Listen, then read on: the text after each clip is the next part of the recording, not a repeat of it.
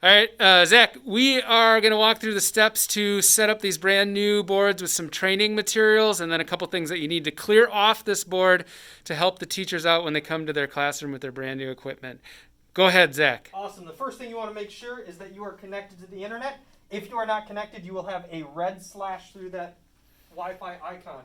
The next thing you're going to do is we're going to clear off what we do not need anymore. First of all, we don't need Zoom, so you're going to click, hold, go up to remove. TTFN. We are not going to use the My View board.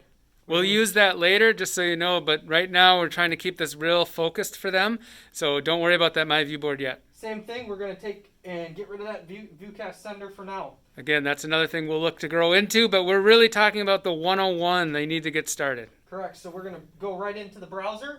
From here, we are going to send you this bit.ly code. The bit.ly code is bit.ly,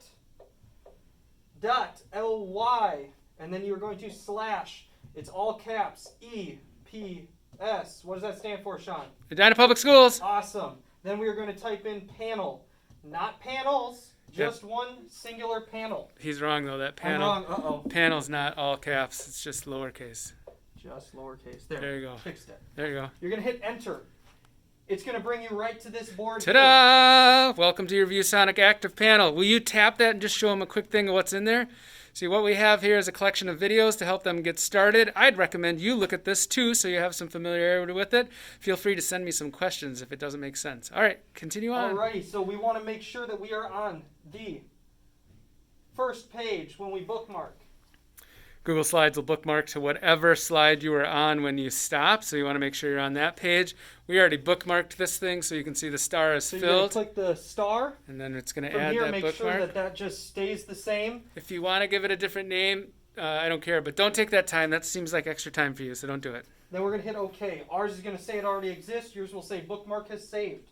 You're going to head back over to the main page by clicking the home icon in this lower right-hand corner of the panel. Yes. You are then going to click and hold anywhere on the panel to bring up this kind of option bar. You're going to click on widget. You want a widget. You are then going to click and long press the bookmark. You're going to drag it over, making sure you end up on the line.